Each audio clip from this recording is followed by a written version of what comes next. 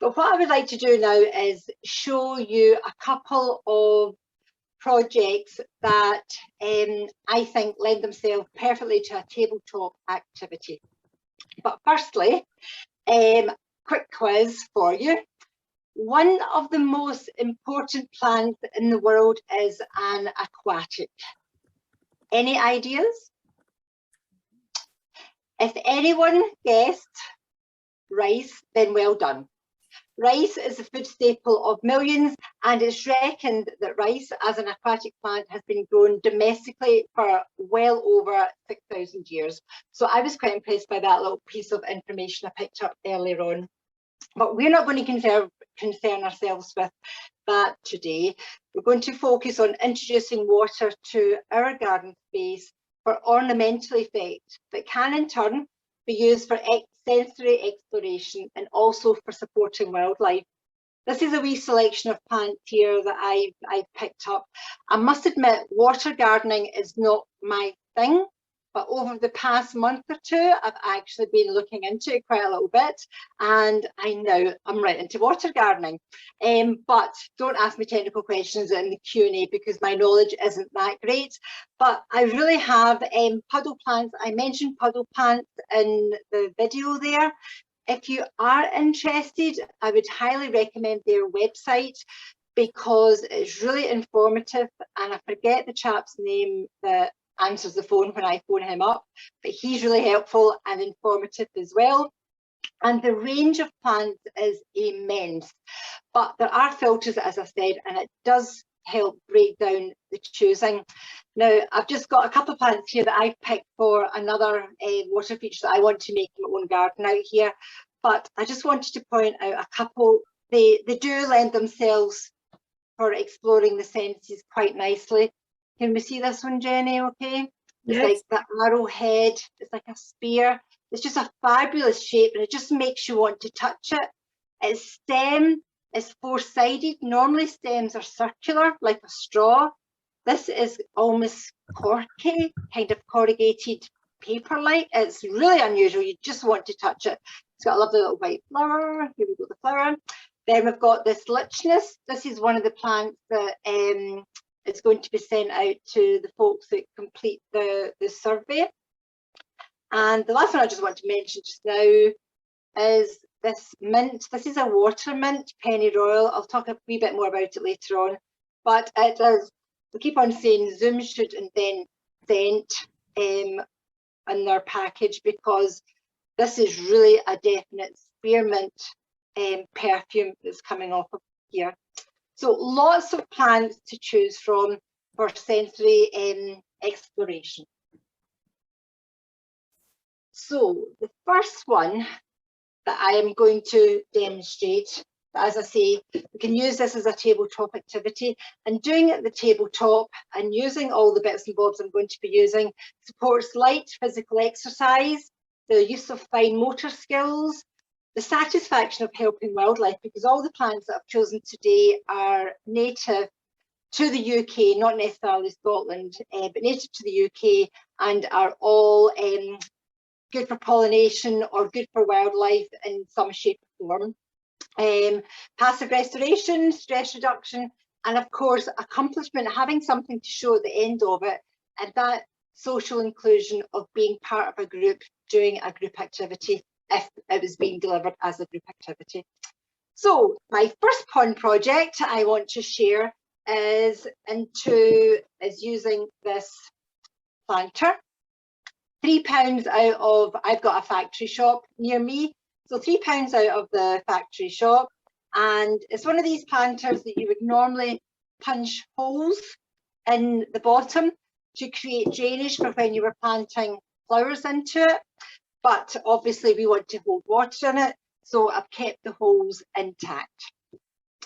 Now this is only 15 centimetres deep, so as I mentioned in the video, plants, pond plants, aquatic plants come in every depth of planting height you can imagine, from the ones like the mint that would actually survive in just very wet, soggy soil at the edge of a pond, all the way up to one of the rushes that I've picked out for my own project that will get planted about 1 metre below the depth. So for this one, knowing that the maximum height it can go down to is in this 15 centimetre area, I've specifically chosen plants that will grow happily in here. And those plants are this very floriferous plant called lesser spearwort, and it's perfect for pollinators. It's native to the UK. It doesn't spread terribly much, and I just liked it because it's this lovely yellow little flower on it, and it flowers all summer. It will happily go into this pot, but also it would survive in just very wet soil if need be. It likes full sun, so I think this is why it's doing so well in this little pot at the moment outside here, because the full sun every day here for I don't know how long. It's fabulous. One word of warning, and I would say this about every single plant that you ever handle if it's new to you. Always read the label, do a little bit of research. This one is a mild irritant, so be very careful. If you're at least a bit in doubt about it, don't pick something like that. But I liked it, and I'm happy knowing that, so I'll just be careful with it. My second plant I've chosen is a Lobelia. Not very much to look at just now. Some of you might be familiar with lobelias. It's a very popular bedding plant. You can get cascading ones. This is an upright version that again likes to be planted at marginal depths, which is just very shallow water, or again very wet soil. And this one flowers late into September, so it's good for late nectar gathering, for bees gathering nectar late in the season. And we can just see the wee flowers just about to come, a lilac blue colour. And the last one that I picked is the lesser water plantain. Now I think this looks like, oh my goodness, I've just forgotten the name of it. The stuff that we kiss under at Christmas time. Mistletoe, that's the word. Mistletoe. I think this looks like mistletoe. And I googled it, and I believe it's not the least bit related in any way. But anyway, I think it's fabulous. Again, another wee one that likes to be in shallow water. So I've chosen it. And it's a contrast to the other two plant shapes that I picked. Lilac blue flowers, and some of them are finished flowering, and there's some more buds coming, so I'm looking forward to that flowering. And its leaves are this sort of land shape, again a contrast of what's there. And if you crush them and wiggle them about, you get a scent of coriander off of it. So it's a fabulous little plant, and I'm really looking forward to growing it. So to the potting on of these. I demonstrated this in the video, but I'll just do it again very quickly in case some of you missed it. As I said, water plants, aquatic plants, need to have water going in and accessing the roots all the time. These roots are coming out the bottom here, but there's not enough water getting round there. So I'm going to pot it into an aquatic basket. These are readily available to buy along with these, but of course I'm sure there's plenty of plastic containers that you've got lurking about your house or garage that we could poke lots of holes into and make something similar and use up some of the plastic that we've got lying about. But when I was in the factory shop, I spotted these 3 baskets for £1. And they would do the job. They've got holes all the way around about it. If you fancy doing something like that, it's the sort of thing you would keep pens and pencils or your makeup in or something like that. But if it's lurking about your bathroom cabinet not being used, maybe you would like to put a pond plant into it. So, because I don't want the plants to grow too big too quickly, because I want to keep them in that trough for quite a wee while, I'm not over potting them. I'm just putting them into this pot size. We can go up to the next size. which is like of this one here, but this size fits my trough perfectly. So pull the label out and keep hold of the label. I'm definitely keeping the labels because, as I say, I'm new to growing aquatic plants, so the names are double Dutch to me at the moment, but I'll get there. I'll learn them in time. So just squeezing the bottom of the pot and it will come out quite nicely. And that is a really lovely, healthy root system. Now in the video, I showed putting hessian in here, but we don't have to do that. It was just to demonstrate that you can use hessian. Spoon, for some, you want to scoop compost in. Makes it easier for some folks. Or I'm just going to use my hands just to speed up the process a little bit. Now I'm going to ask you, do you think this looks like mistletoe at the end? That's my one question for you guys. Okay, so yeah, you can see that I've just got it sitting in level with the surface of the pot, and I will just eat some more compost down round the sides. This is the subsoil that I dug out my garden, mixed with pea gravel. The reason we use subsoil is because we don't want too many nutrients. And I'll mention pond plant food at the very end. You can buy a particular food that gives the right type of nutrients to your water plants, as opposed to good soil that we have growing in the garden that is good for our non-water plants. There you go, that's that one potted on. It's a slightly bigger size. I'll just quickly weave through the next ones.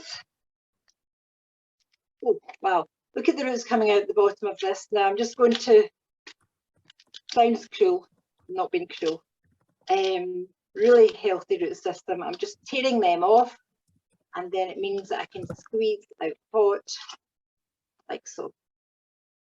That's this. More compost in. Same again, just sitting where the existing stalks meet the compost. That's where my level is.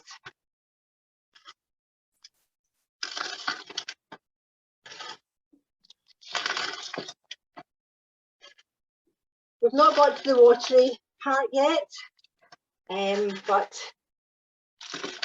to do this on a table with some newspapers placed down round about will help with any dribbles, let's say, that inevitably will arrive. And my last one, the Lobelia. I love Lobelia as a plant, and I love a plant called Lobelia cardinalis that grows in the garden. So when I saw this and I realised it would actually fit into this black trough, I just had to buy it. Like a wee girl in a pretty shop, so it was.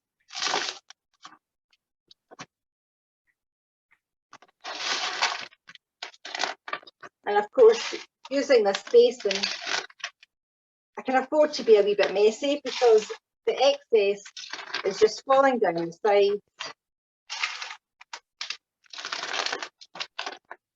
And I can catch it back up and reuse it later. So that's me got my 3 plants potted on now. So back to my trough. This is what I am aiming to plant into. Now we spoke about planting heights.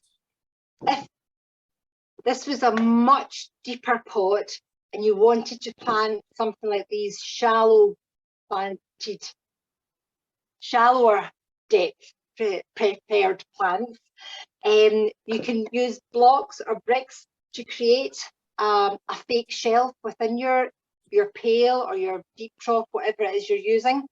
But I'm not, because these plants are all just going to sit in here perfectly. Now I'm going to go tall in the middle. and yellow to the side, and my mistletoe to this side. And I'm going to put this, it's a brick broken in half, already washed. I'm going to wedge that in between the two of them, because if I do like so and fill with water, I've created a little perching place so that the birds could come and have a little drink out of this if they wanted to. But it's amazing how many birds do actually come and drink out of something like this. Now, I've also got some pebbles, again, washed pebbles, a bit like my video. I'm just going to wedge in a few so that if anything does find its way in here, it's got a way of getting back to this perching point, and then it can crawl out and go on its merry way. So we're almost there. I'm not going to completely fill this because if I do, my table might collapse as a way to the water, plus I have to move this, but very gently, carefully pour the water in.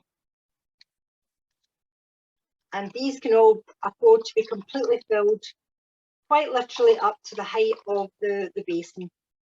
But I would be taking this outside and putting it in its final resting place before I filled it with water, because you're just going to spill it all over the place. And there we have my first one, something that can be achieved quite quickly and easily at a table. And we're going to have lots of flowers throughout the summertime, attractive to wildlife, and kiddo and mistletoe for the Christmas time. Okay, so that's project number 1. Second one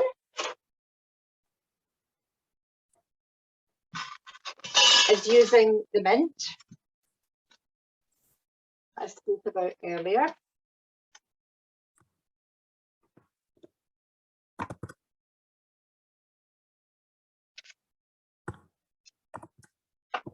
Now, this is the mint. It's called Pennyroyal. It's absolutely, it's just so spearminty. It's like toothpaste, the smell of it. It's more of a spready plant, and it gives off a lovely lilac blue flower during the summertime. I think I've missed the boat for flowering this year with me now, but definitely next year.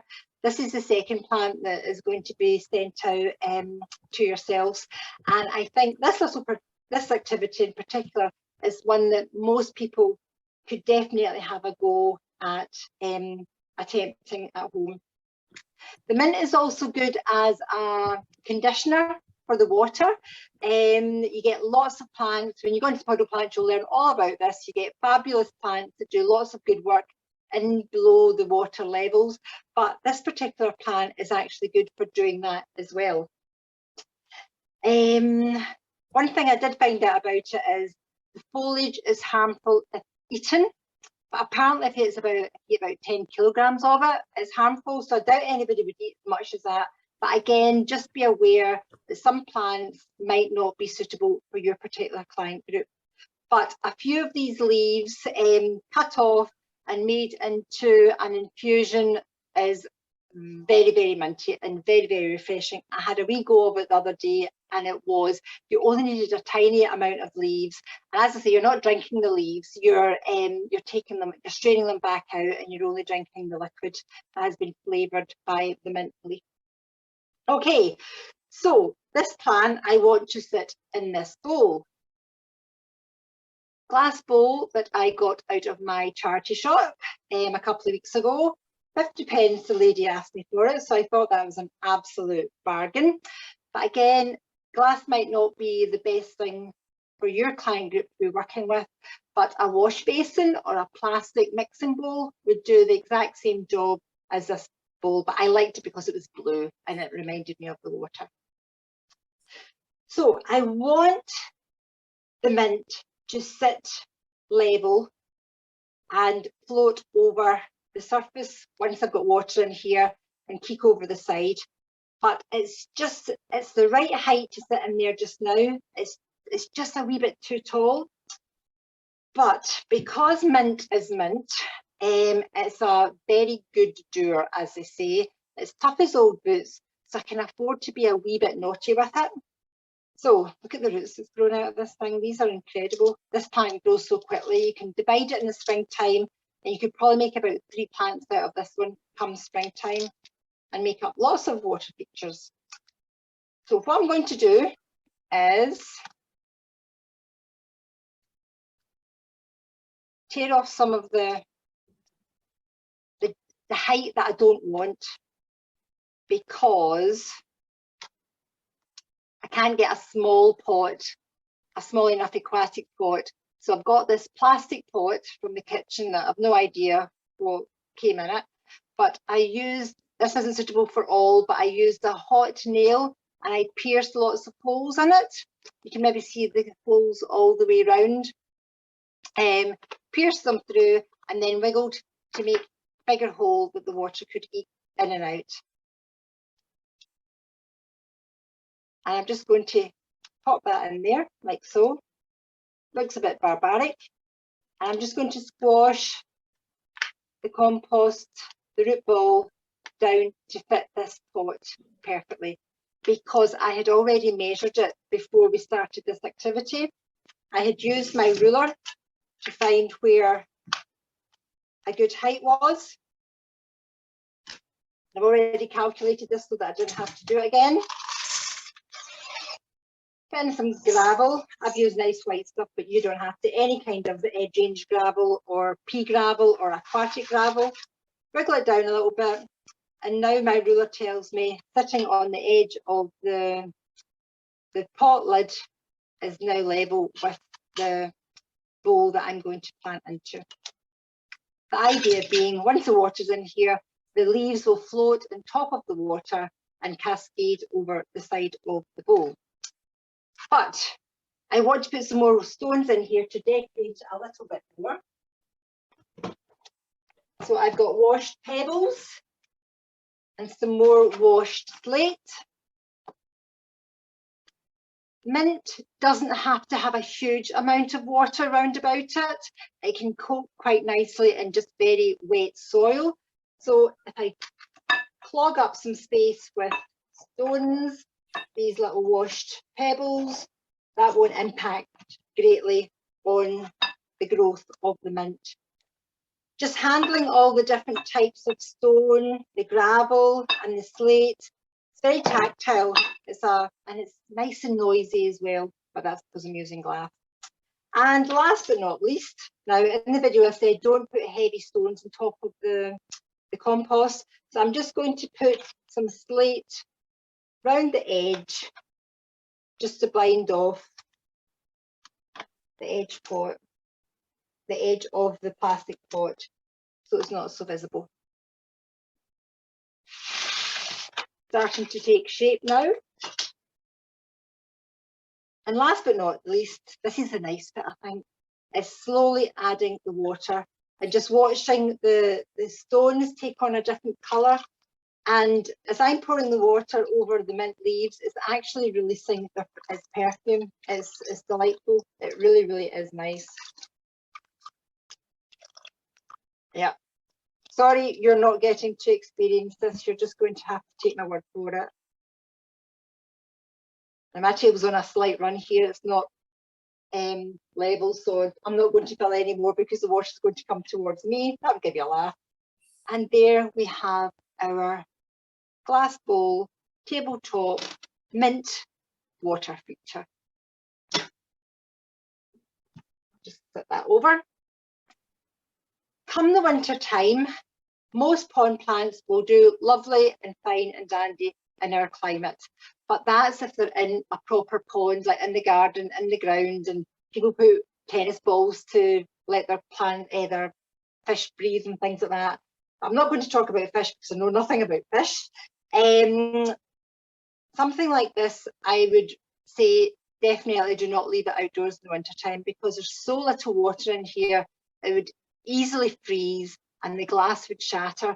And even something like a plastic bowl, I wouldn't recommend either leaving outdoors. I would bring it in, keep it somewhere frost free in the light so the plant doesn't be starved of what it needs. Keep it in the water, or you could divide something like this mint up into 2 or 3 little plants at the end of the summertime, autumn time, plant it into smaller pots like this, and keep it in a nice wee shallow bowl somewhere, frost-free, over the winter time. And then next year, you would have 3 mint plants to make into little water table features. Lastly, I'll just mention the aquatic plant food is completely different to what I would maybe suggest that you use for hanging baskets or plants out in the garden. It's very specific and it's designed specifically for aquatic plants. Don't get the other ones, don't mix it, because you will just kill your plants. This is friendly to frogs, it's organic, and it also helps keep the water clear. So it's quite expensive to buy, but having read the instructions, a tiny bit goes a long, long way. So I'm hoping this has been a good investment. I'm sure it will be a good investment. And there we have it. Thank you very much, Jenny. Over to you. Well, thank you very much, Joan. That's excellent. And lots of fantastic ideas there. I love the mint and the idea of actually having that indoors or outdoors or on your table outside. It'd be lovely and cooling. So I'm going to hand over to Fiona. Do we have any questions for Joan, Fiona? We do. Can you hear me okay, Joan and everyone? I get my volume up. That's lovely. Maybe if everybody could go to speaker view, then that would be lovely. You'll be able to see the speakers as they speak. Joan, are you hearing me okay? Yes. Yes, great. Yeah, we had a question from Margaret about, well, she was doing a bit of plant identification, and I was with her, and we want to know if we're right. So the trough you had at the beginning with a selection of plants in them on your trellis tabletop screen had a pink flower, a plant that was in flower with a pink, very kind of fine petaled flower. And Margaret was saying it looks like a ragged robin. Is that what that is? I know it grows on wet ground. I think it is, but let's ask to be sure. Full marks, 10 out of 10 to Fiona and Margaret. It is, Great. yeah. And that's one of the plants that we're going to send out to the survey completers. And it's a plant that, as you've just explained, it likes really wet ground, really wet soil. And I'm going to give a little, a mini fact sheet that can go with it so that you'll know how to plant it when you get it in the post. That sounds great. Very exciting. I did have ragged robin in my barrel pond that I used to have in the garden for a long time, and I got it from a guy called Bob Davis up near Ellen who specialised in native plants, and I don't know if he's still going. He was of a good age at the time I bought it, maybe 15 years ago, so it's nice to see that plant again. Now, as you were mixing up your substitute aquatic soil mix, you mentioned subsoil, and I thought it might, and Jenny thought too, it might be interesting if you could just clarify what that is, and can you use some sort of compost instead if you can't dig down and get to your subsoil, or you don't have open ground to dig in?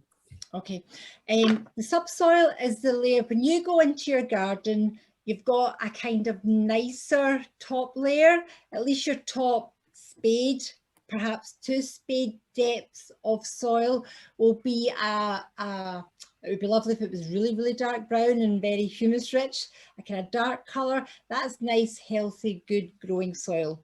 As you dig down deeper, it starts to take on a paler colour, and in my case it's a kind of a clay kind of colour, and that's you going down to your subsoil. The reason you want to use subsoil is because there's very few nutrients in there, and that's what we want for our aquatic plants. Now, do not use a bag of compost because there's too many what's in there? There's too much stuff in there that is lightweight, and it would just float about and just muddy your pond up very, very quickly. And a bag compost has got far too many nutrients in it that are not suitable for your aquatic plants. So if you can't get subsoil for whatever reason, I would recommend that you go with a bag of aquatic soil, and they come in small bags. You don't have to buy a huge bag, so if you're only doing a tiny project, you could it wouldn't be overly expensive. So sorry, it's not, subsoil is not the easiest to get, but if you've got, or go and drive into the countryside, make friends with a farmer and ask if you can like go and dig, or no, I'll not suggest that, bad idea. Still, it's nice that we're all clear about subsoil now, because it's a good horticultural term to impress people with. Thank you. Margaret was commenting that she's seen small blue mesh baskets that produce is sold in the shops, Okay. fruit and veg, and she thought they might make a good aquatic basket for planting as well. So that's a nice idea for recycling plastic. And they're often seen outside of shops as a throwaway. I suppose it depends on the size, what size your feature is or your pond, and what size these baskets are, but that's a good tip. And then we had someone else asking whether anyone had any good ideas about how to remember to check your pond level and top it up if need be in weather like this, for example. And then we had some people in the group just trying to solve that problem amongst themselves. So a couple of good ideas. Claire was suggesting that you could have a note near the kettle, because everyone goes to the kettle several times a day, of course, and it could be that, you know, it's a reminder there for people to get into a routine of doing it in the morning. And then Margaret was saying, well, it could be on a Wednesday, or Wednesday W for water level. It's a good mnemonic there to jog the memory. So I don't know if that covers it, or if anyone has any other ideas, or if we should try and come up with some more. I know in my garden, I've got a little wildlife pond down that I dug into my border, and I actually sunk a wash basin into the hole in the ground, so it looks like it's like a proper pond as opposed to something standing up out of the ground. And I've just got a big black trug that kind of like blends into like the black wilderness behind it, and it holds a huge amount of rainwater, but now it's completely empty because I can't believe how much water is, you know, evaporating in this hot weather. And obviously the wildlife is making good use of it. But every time I see that black pail, I know it's empty. So it reminds me to, I've got pails of water up here that are filled with tap water that I just leave sitting for the chlorine to dissipate out of. So that's how I remind myself to go and fill up my little pond. But I like those ideas. I like the kettle one in particular. And I think also, if you've got a plant like a ragged robin or a water lily that you're expecting to flower, that's a nice draw to keep you going out to look at it every day. And that's another way of, or if you are talking about a pond that's actually dug into the ground at water level, you might have frogs or newts and tadpoles and spawns. So those are good triggers to draw people out to look at the pond. And, you know, there could just be, even if it's just a water feature, you could have dragonfly watch or something where you want to set up a time to go in and look and see what's coming, even if it's tiny water snails or pond skaters that people are looking for. It's a good activity. You might even go as far as to have a sheet and mark up what you see. So those are other good ways of extension activities, making it a wider interest activity, drawing in more people and making sure you're going out regularly to look. And finally, we have a question about the water level. Do you keep the water level below the pot? I presume that means below the pot level. I'm looking at my water lily out the door here, and I've got my water level as high as I can because I'm keen to keep the surface, that depth that the water lily is planted at is really important. So I'm keen to maintain that. So mine is very much at the level.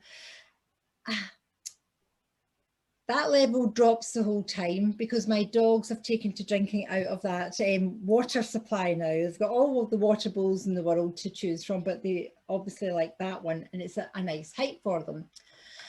The answer is it doesn't matter. It comes down to you as long as the plant, if there's specific heights that a plant has been planted at, you have to maintain that water height within your container. So personal preference, I like to see water high in a water container, just because it kind of makes me think of infinity pools and things like that, and there's something mesmeric about it. But if it's too big an attraction to dibble your fingers into and the water spills and it causes a potential mess and that's not good, then drop the height a little bit. But I would say personal preference, providing the plants have got adequate water for their needs. I guess you might not have a great deal of choice if you're in very hot conditions like we are now. It's just going to evaporate every day unless you're topping it up regularly. Yeah. And then if you get a downpour like we did just a couple of weeks ago, it's going to flow over. So there is going to be a bit of going with it, going with nature, and making sure that it's sited in an area that doesn't get dangerous if it's got a little bit of overspill onto the ground underneath. And that's one thing I would suggest when you're choosing your plants, choose plants. The ones that we're sending out are ones that kind of go with the flow a little bit. They can take it a bit wetter. So if we do get that deluge of water, they're not going to drown in water. And if it does dry out for a week, let's say, and their water level really dips down, then they're going to be able to take that fluctuation. They're quite robust little plants. So I would be choosing things that marginals definitely are your easier plants to introduce yourself to water gardening. That's the way that I'm going. And there's a section, isn't there, on puddle plants to look at just marginals, as there are on a lot of water plants. I think that's all for the questions, unless anyone has a last minute question. Thank you.